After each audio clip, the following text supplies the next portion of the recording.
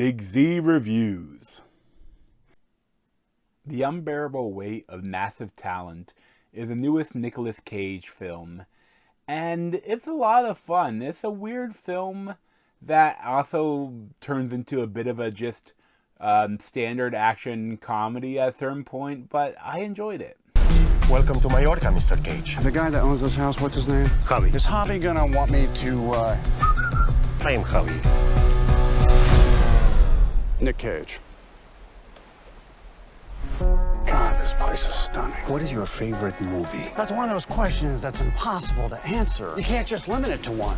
This was directed and written by Tom Gormican, and mainly stars Nicolas Cage as Nick Cage, and it's also Pedro Pascal as Javi Gutierrez, and Tiffany Haddish as like an FBI agent that like intercepts Nick Cage and wants him to spy on Pedro Pascal because they think that he's kidnapped this president's daughter to get him to like not run for re-election or some shenanigans, But in this one, it's so funny. The Nick Cage did some really interesting Reddit Ask Me Anything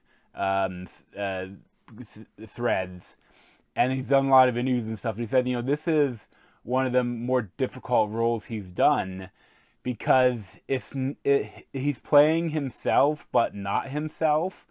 Like it's a version of himself, but a lot of it is himself.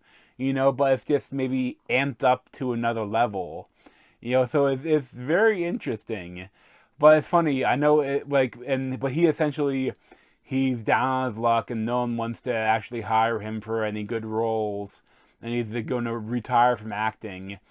But then he realized that he's out of money, and his agent tells him that there is an offer for $1 million to go to this rich guy's olive farmer or head of an olive business, his birthday, and that's Pedro Pascal, and so he goes there, and then they actually become fast friends, but then at the same time he has to be he's trying to find, they plant cameras and trying to find out where this kidnapped daughter might be. But then at the same time, there's that, all of that stuff with Tiffany Haddish and the action adventure plot are pretty standard, run of the mill, and fine. But the stuff with Nicolas Cage and Pedro Pascal is really interesting. It's so kind of weird, and I feel at the same time maybe there's some studio interference, because I feel it could have been even weirder, because there's some stuff with a face swapped younger version of him that he talks to, and that's a even more amped up version of him. And I feel there might have been more of that. I heard that also too, that there are these scenes where they filmed him reprising a bunch of his roles, and none of that showed up in this film. I think there's definitely some studio interference. They wanted them to tone down the weirdness a little bit and turn it into a standard action comedy.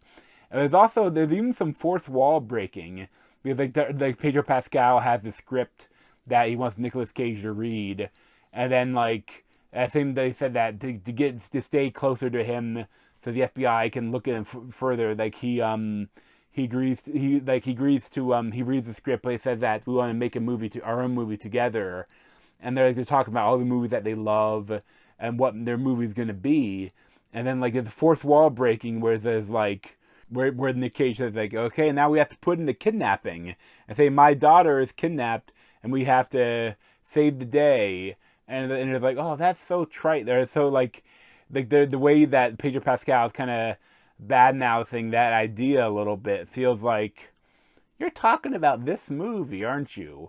You want to do this certain amount of stuff, and then now you have to turn it into this other action comedy blockbuster stuff, don't you? I'm oh. But at the same time, it actually works. But I like the action comedy stuff. So I'm kind of, it's tough to wrestle with how you feel about it, because I feel like maybe they wanted to make a certain movie and then the studio wanted to make a different movie, and they kind of did both.